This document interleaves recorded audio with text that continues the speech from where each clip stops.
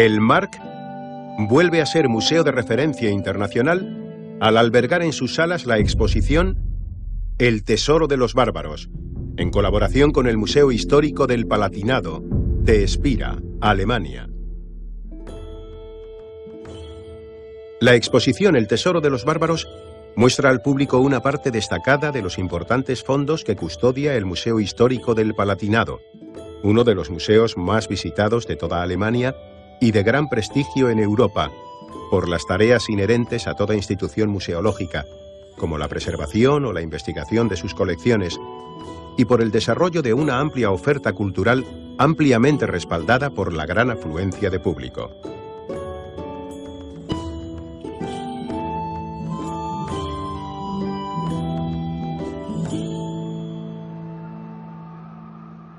El Marc, implicado en la cooperación con otros museos europeos para la investigación e intercambio de experiencias museográficas y proyectos expositivos, inicia en 2011 una estrecha colaboración con el Museo Histórico del Palatinado, que ha resultado en la firma de un convenio para la exhibición, por primera vez para el público español, de esta muestra confeccionada entre los dos museos con criterios de rigurosidad científica y una destacada orientación didáctica y formativa, que refleja los conflictivos momentos iniciales de la decadencia del Imperio Romano en las fronteras germanas y aspectos cotidianos de quienes habitaban estos territorios.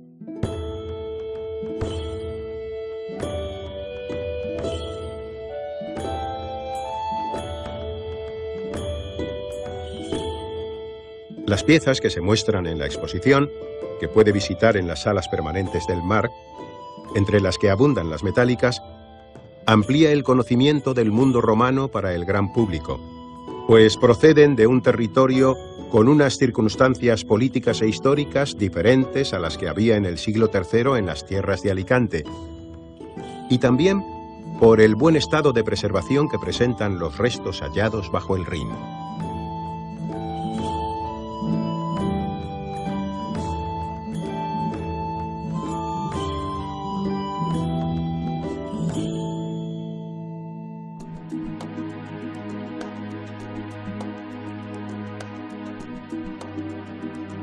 Este año 2012, el Marc celebra el 80 aniversario de su museo y el 10º del renovado concepto de gestión, al que un amplio reconocimiento profesional y social le sirve de estímulo en su continuada labor de servicio público.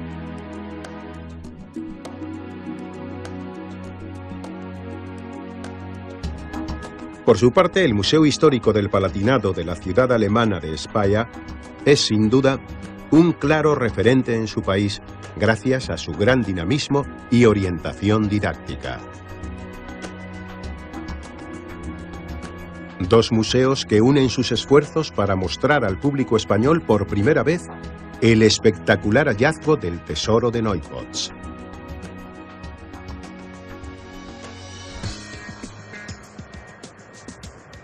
El 30 de julio de 1980, una draga extrajo del Rin, cerca de Neupots, una gran caldera de bronce llena de utensilios de cocina de metal de la época romana.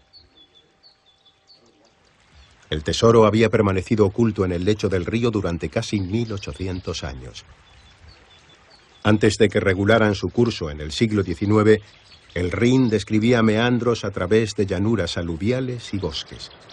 El descubrimiento se produjo por casualidad en una de las numerosas ramificaciones del río destinadas a la extracción de grava. Empezaron a emerger un sinfín de objetos del Rin. En total, más de 1000 artículos de hierro, bronce, latón y plata, con un peso total de más de 700 kilogramos. El hallazgo de Neupots es el tesoro de objetos de metal más importante de la época romana descubierto en Europa hasta la fecha. Está compuesto por una colección de valiosos objetos que se ocultaron del enemigo en tiempos de guerra o que se perdieron a causa de los saqueos. Cerca de Hagenbach, Lingelfeld, Otterstad y otras poblaciones a orillas del Rin se han realizado hallazgos similares. Todos los objetos datan de mediados del siglo III después de Cristo. En aquella época, Las provincias del norte del Imperio Romano eran el escenario de batallas entre romanos y germanos.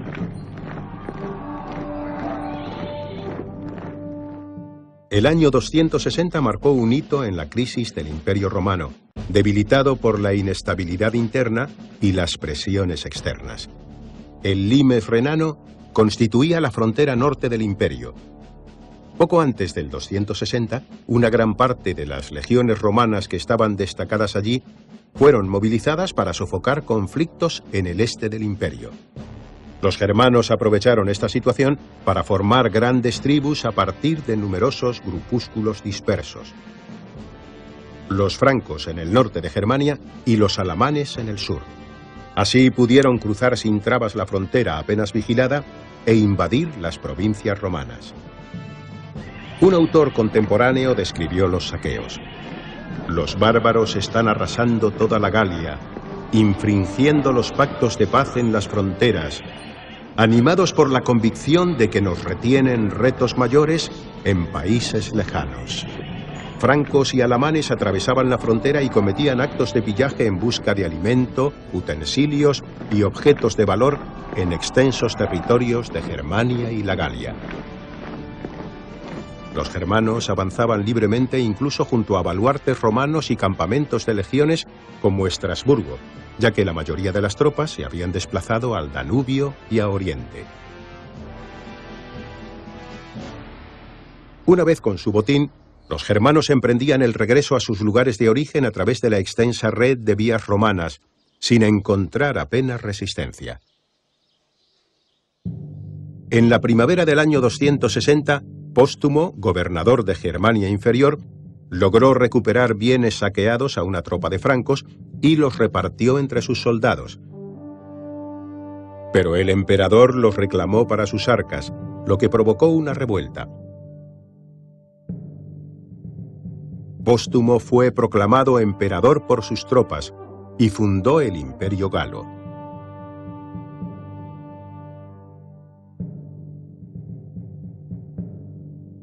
Un contingente del ejército romano también consiguió derrotar cerca de Augsburgo a otro grupo de saqueadores germánicos que se hallaban de regreso. Para conmemorar este triunfo, los soldados que participaron en la batalla levantaron un altar en honor a la diosa Victoria. Otras expediciones de pillaje tuvieron más éxito, y los saqueadores lograban alcanzar con su botín el otro lado del Rin, de regreso a la Germania libre.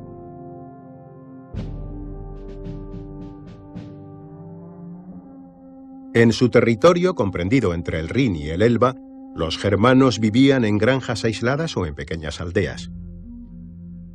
El historiador Herodiano explicó por qué los germanos construían casas de estructura de madera.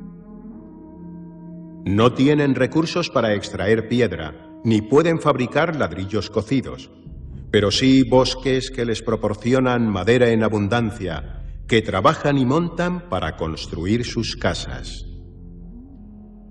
En la Germania libre no había ciudades fortificadas con magníficos edificios de piedra, como era frecuente encontrar en el Imperio Romano.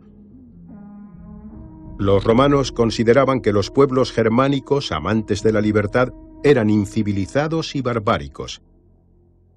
César los describió como aún más corpulentos, salvajes e incultos que los galos.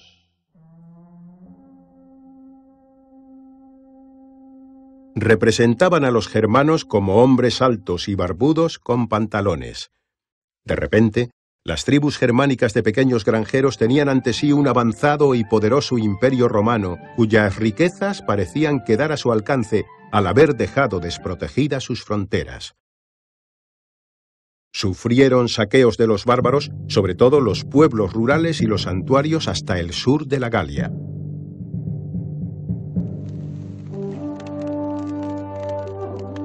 Los germanos asaltaban las casas y las granjas y se llevaban todo cuanto pudiera servirles: utensilios de cocina, herramientas, alimentos, aperos, exvotos, muebles, ropa y joyas, pero también mujeres y artesanos que utilizarían como esclavos y ganado.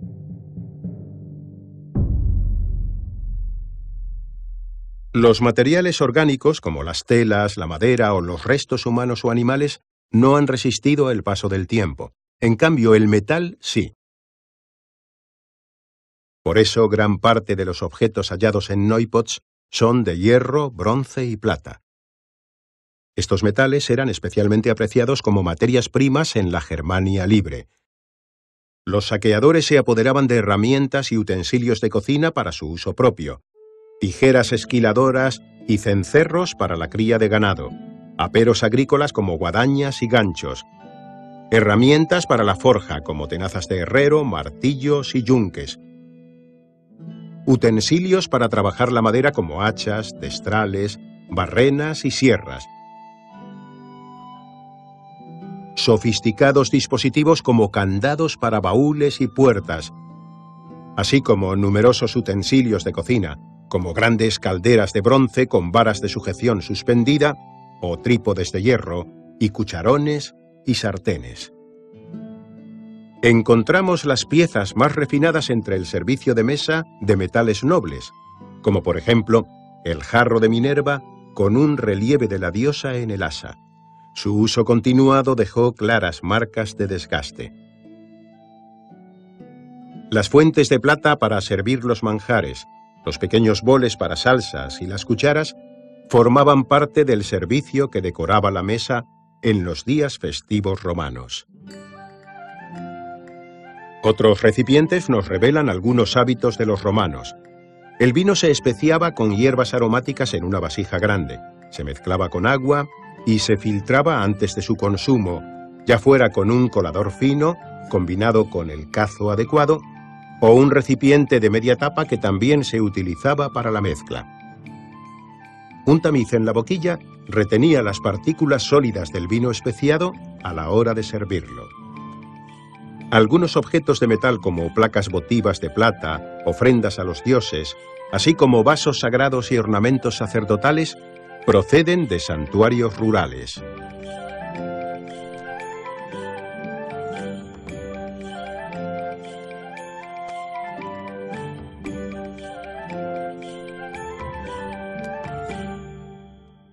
A fin de desentrañar los secretos y las historias inherentes a los objetos hallados, estos han sido cuidadosamente restaurados y analizados. Si bien su larga conservación bajo el agua los ha protegido del oxígeno evitando su corrosión, el agua del Rin y la acción de la draga han supuesto otros factores de deterioro. Las abolladuras y los depósitos de grava y arena han tenido que ser eliminados de forma meticulosa a fin de recuperar las superficies lisas y relucientes de metal.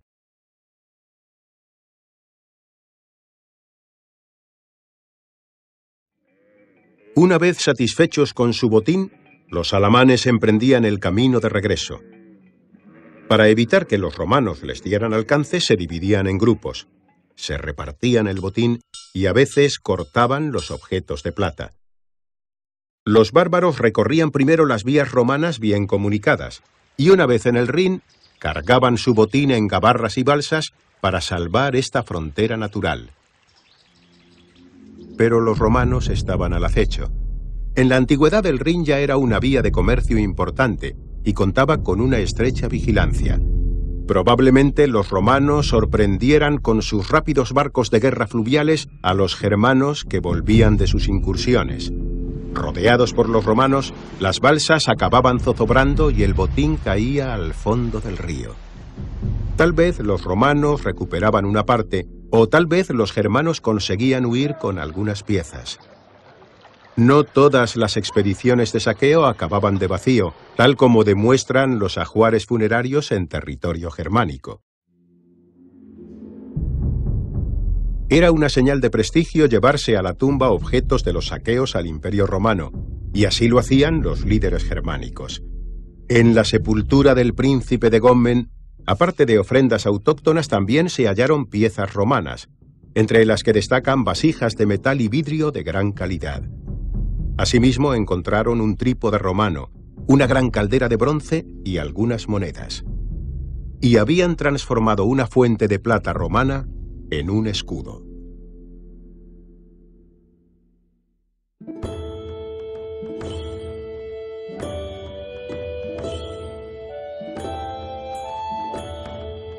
Apenas 200 años más tarde, se hundió para siempre otro tesoro legendario no muy lejos de Neupotz. Era un tesoro que tampoco debía caer en manos del enemigo. Pero a diferencia del hallazgo de Neupotz, el tesoro de los Nibelungos no ha vuelto a surgir de las profundidades del Rin.